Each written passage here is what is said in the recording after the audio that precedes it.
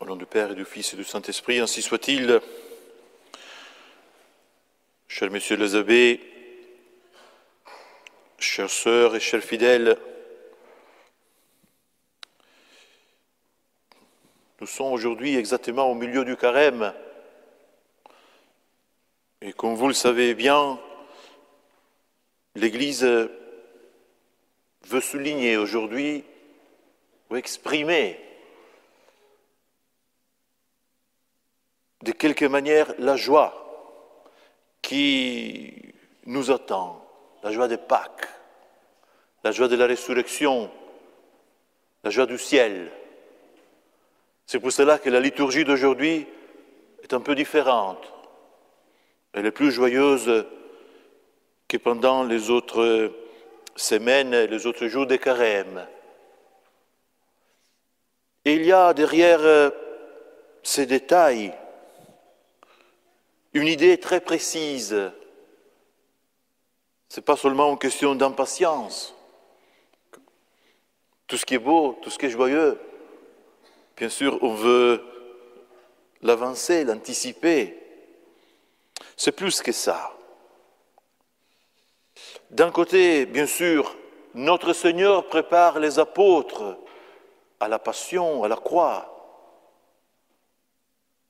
à sa sortie de ce monde. L'Église nous prépare aussi, mais la grande idée que l'Église veut exprimer aujourd'hui est que la croix n'est jamais séparée de la gloire.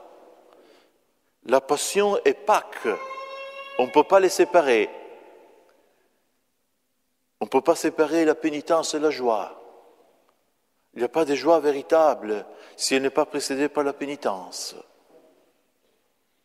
Et en un mot, on ne peut pas séparer le combat sur terre, notre combat, et la paix du paradis. On ne peut pas séparer la guerre, parce que la passion de notre Seigneur est un véritable combat qui termine une guerre, mais une guerre que nous continuons sur terre. On ne peut pas séparer la guerre de cette terre, sur cette terre, de la paix du ciel, du paradis. Et l'Église ne veut pas que nous séparons jamais ces deux idées, ces deux âmes de la vie chrétienne. Pourquoi ? Parce que la joie véritable, la joie pour laquelle nous avons été créés, la joie à laquelle nous aspirons, ne peut venir que par la croix. Il y a un seul chemin qui mène à la gloire, et c'est le chemin que notre Seigneur a choisi. Il n'y en a pas un deuxième. C'est la croix. Et plus on aime la croix, plus on voit cela clairement, plus cette joie, de quelque manière, se fait déjà présente. C'est un mystère aux yeux du monde. Le monde ne peut pas le comprendre. Et même nous, même les chrétiens, nous le comprenons dans la mesure où nous ne sommes pas contaminés de l'esprit du monde. Cette tentation d'une vie chrétienne ou d'un chemin qui mène à l'éternité un peu plus souple, où la croix n'a pas exactement la même signification qu'elle devrait avoir. Cette tentation, inévitablement, elle est toujours là. C'est la tentation propre à notre nature humaine, blessée, un peu affaiblie. Et c'est pour cela que l'Église, dans sa sagesse, dans sa maternité, nous fait goûter déjà un petit peu aujourd'hui la joie de Pâques, cette joie de l'éternité. C'est tellement important de garder cette harmonie entre ces deux extrêmes, cette combinaison entre des éléments qui sont opposés. C'est tellement important, et je répète, c'est tellement chrétien et uniquement chrétien. C'est tellement important que, de fait, l'Église nous rappelle cela, pas uniquement aujourd'hui, mais nous rappelle cela chaque fois que nous allons communier. La Sainte Eucharistie, qui contient les testaments de notre Seigneur, contient ce que notre Seigneur veut nous dire, voulait nous dire, et veut nous répéter des plus chers, des plus importants. La Sainte Eucharistie nous rappelle exactement cette réalité. La croix et la gloire, unies dans un seul mystère. Et c'est pour cela que nous avons lu l'évangile de la multiplication des pains. Multiplication des pains, ces miracles de notre Seigneur, comme vous le savez, est une figure de la Sainte Eucharistie, de ces miracles que notre Seigneur, dans son amour, continue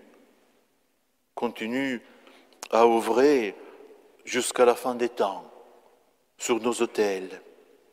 Pourquoi l'Eucharistie résume parfaitement ces deux réalités, la croix et la gloire?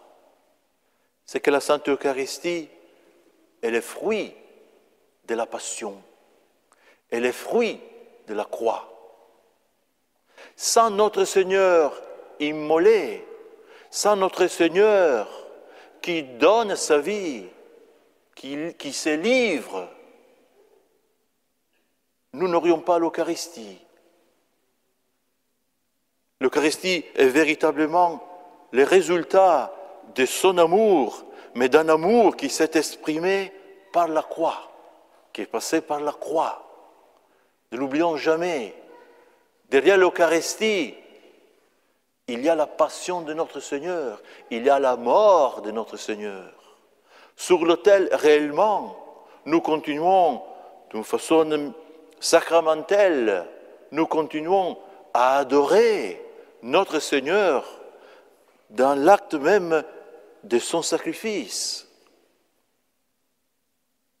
Voilà les sacrements de l'amour de la croix, qui passe par la croix. Mais en même temps, rien comme l'Eucharistie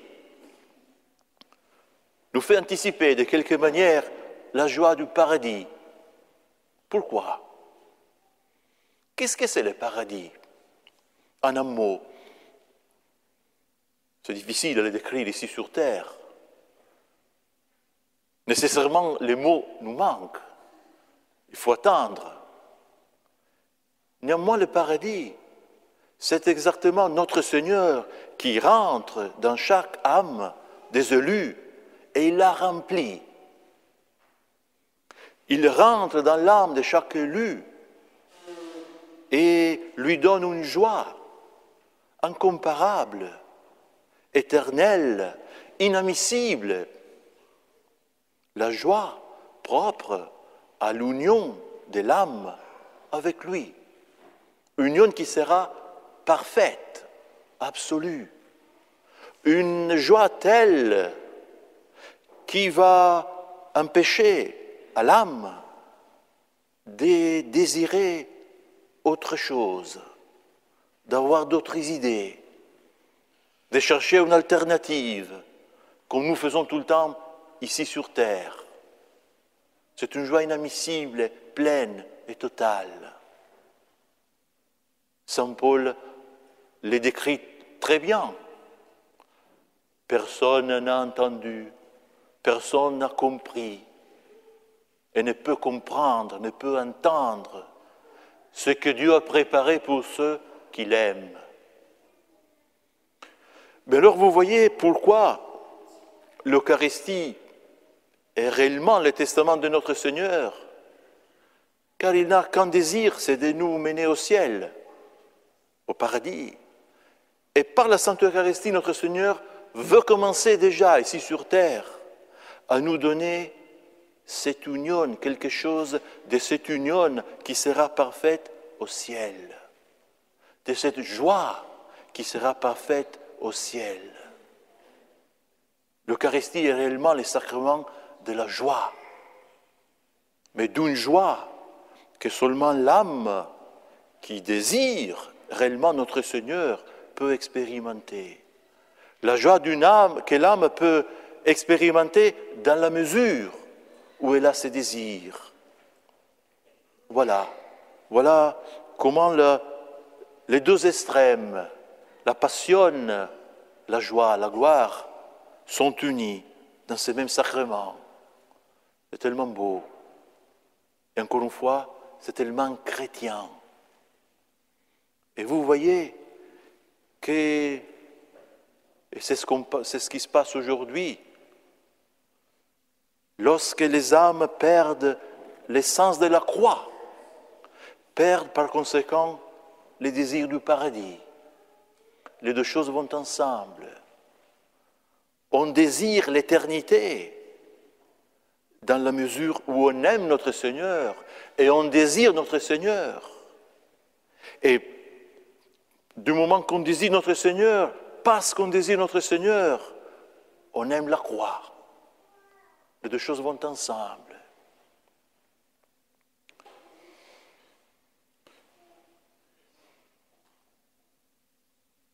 On peut se poser la question, il y a 2 jours nous avons fêté le mystère de l'incarnation, l'annonciation de la Vierge. C'est certain que personne dans l'histoire n'a communié avec la même ferveur, la même joie que la très sainte Vierge. C'est une bonne question. Comment la Vierge communiait-elle? Ça serait beau de pouvoir pénétrer son âme au moment de la communion.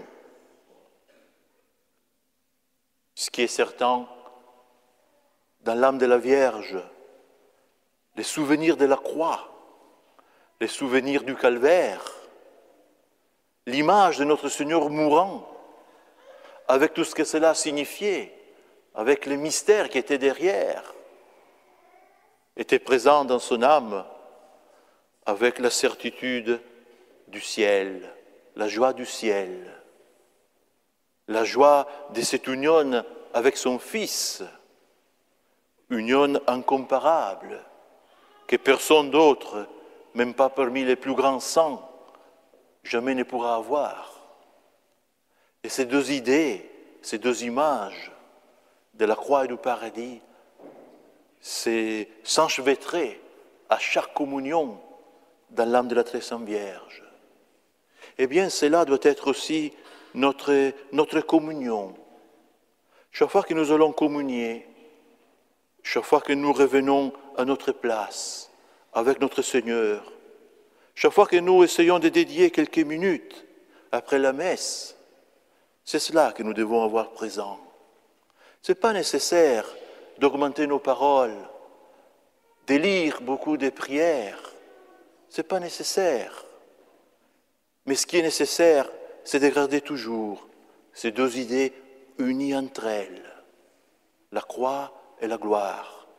L'union à notre Seigneur par la croix et dans la gloire. Et en un mot, qu'est-ce qui unit la croix et la gloire? Qu'est-ce qu'ils ont en commun? D'où viennent-elles ces deux idées si opposées? Elles viennent de l'amour de notre Seigneur, sont l'expression de la charité. La croix, c'est l'expression de son amour pour racheter les âmes.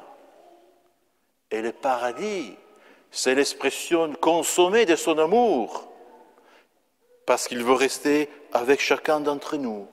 Quand on aime quelqu'un, on veut le garder avec soi, on veut s'unir à lui, et on veut rester avec lui pour toujours. Voilà ce que c'est le paradis.